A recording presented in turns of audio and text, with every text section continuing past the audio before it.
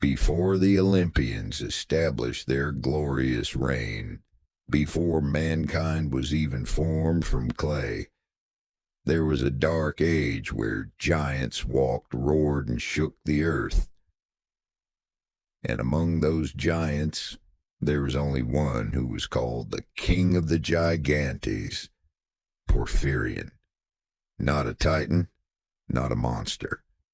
Porphyrion was the embodiment of primal rage, the son of Mother Earth Gaia, born from the blood of the god Uranus. A being who knew no fear, who knew no obedience, and would become one of the most formidable foes Zeus had ever faced. Before the age of the Olympians, the world was in chaos. Earth and sky, Gaia and Uranus, were inseparably entwined. Everything was imprisoned in darkness. Until one day Gaia could no longer bear Uranus's oppression, and she secretly planned. The one who carried out the plan was Cronus, son of Gaia. With a sharp iron scythe he severed his father's genitals and threw them to the ground. Blood fell from the sky, seeping into the ground like a seed taken root in rage. From that blood, Gaia created a new generation of beings, not gods like the Titans, but creatures with a primal rage.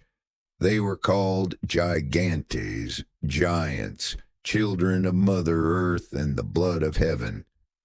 They rose from the Palin Peninsula, their bodies as tall as mountains, with enough strength to lift the ocean. And among the 100 Gigantes, there was one who stood out, the tallest, the fiercest, and that was Porphyrion. According to the poet Pindar, he was the king of the Gigantes, the giant who towered above all other giants. Apollodorus, the ancient mythologist, called him a warrior on par with the Titans.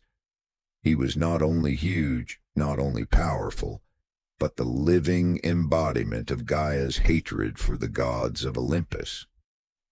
He was not born to build, but to destroy Olympus, to overthrow the throne of Zeus and restore his mother, Gaia, to her position as queen of the universe.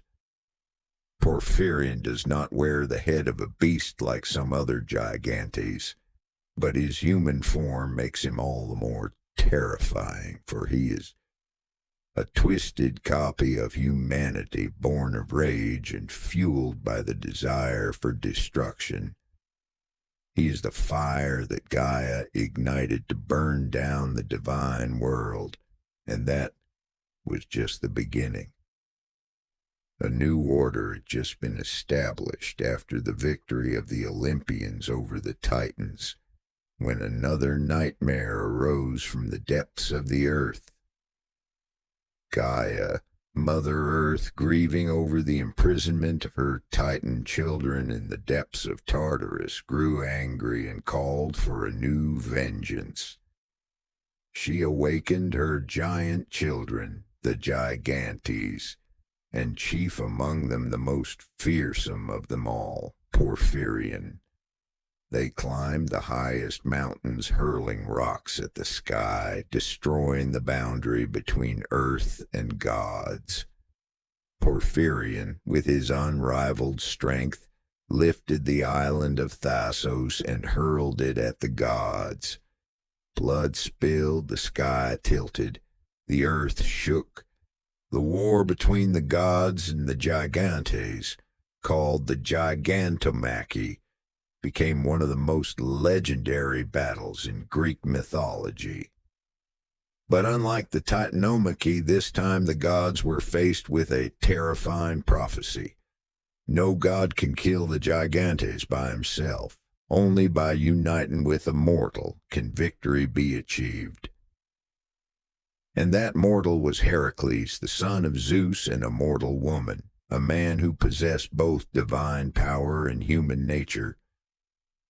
Along with Dionysus, two half-bloods, two halves were sent to the battlefield by Athena.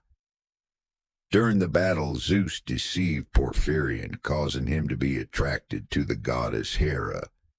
His desire to possess Hera overcame his reason, and Porphyrion let himself slip. It was a fateful moment. An arrow from Heracles pierced his chest. A bolt from Zeus tore through the sky. Porphyrion, king of the Gigantes, fell. He is no more, but his legend never dies. The ancient Greeks believed that Gigantes' body was buried underground, causing volcanoes, earthquakes, like an anger that never subsided. Porphyrion, the proud king of the Gigantes, finally fell. But his death was not as simple as you might have heard. In Greek mythology, there is no single truth, rather multiple versions, reflecting the depths of ancient spirituality, philosophy, and politics. According to the myth recorded by Apollodorus, Porphyrion's death occurred in a moment of chaos and lust. When Porphyrion, encouraged by Gaia, attempted to rape the goddess Hera in the middle of the battlefield, Zeus struck him with a thunderbolt, and Heracles, with his half-god powers, shot an arrow through his chest. Two forces, gods and men, join forces to destroy an enemy that cannot be defeated by one side. That is the prophecy. The Gigantes can only die when both gods and men act together. However, in Pindar's work, it is not Heracles who kills Porphyrion, but Apollo, with an arrow blazed by the sun. Meanwhile, according to Nonnus, author of the epic Dionysiaca, Porphyrion is defeated by Dionysus, not by weapons, but by vines that wrap around his body, symbolizing disorder, intoxication, and uncontrolled natural forces. A death by lightning and arrows, a death by light, a death by vines and infatuation. 3 deaths, 3 symbols, and all 3 are real in their own way. The ancient Greeks believed that the Gigantes, after falling, did not vanish, but were buried alive in the ground. Porphyrion, though dead at the hands of the gods, continues to be present. Every time a volcano erupts, an earthquake occurs. That is when the giant groans, writhes, tries to rise. There is no record of where Porphyrion is buried, but legend has it that he may be beneath Mount Etna. Like many other Gigantes, he has never completely disappeared. Porphyrion is not just a defeated man. He is a remnant of another era, where the primal, undefinized forces still exist and fight for freedom. He is the ghost of rebellion, a reminder even Olympus has its enemies, and sometimes that enemy is a muffled voice from deep beneath the earth. When we think of Porphyrion, we think of a fierce giant, a daredevil who dared to defy even Olympus. But if we stop there, we miss a deeper layer of meaning in Greek mythology. Porphyrion is more than just a character. He is the embodiment of absolute rebellion, a wild, unruly force that does not submit to any order. In many versions, it is Gaia who encourages Porphyrion and the Gigantes to rebel, because she cannot stand the way the gods rule their children. Porphyrion thus becomes the avenging arm of Mother Earth, of nature, against the power imposed from above. In Greek culture, the Gigantomachy, the war between the gods and the Gigantes, is not simply a matter of victory or defeat. but of the restoration of order. Porphyrion dies, not because he is weak, but because he belongs to a world that no longer has a place. The world needs gods to rule, but it also needs rebels like Porphyrion to remind us that power is never absolute. In Greek sculpture, Porphyrion is often depicted as a hulking figure, angry-faced, wrestling with the gods. In philosophy, he is seen as a model of disobedience, like Prometheus, but destructive rather than redemptive. They say Porphyrion is dead, but the mountains still shake, the earth still cracks. Is he still there? In the earth? In the minds of men? Every time we dare to question authority, dare to stand up and say no? Porphyrion, not just the king of the Gigantes. He is the echo of the unyielding spirits.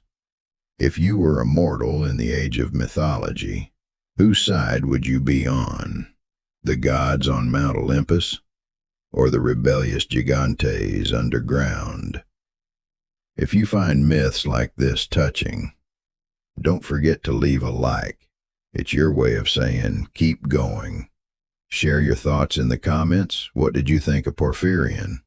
Was there anything surprising about the battle between the gods and the Gigantes? And if you want to continue exploring epic battles, divine tragedies, and untold mysteries of the ancient Greek world, subscribe and turn on the bell so you never miss an episode. We've only just reached the top of Olympus. There's the whole depth of Tartarus waiting to be explored.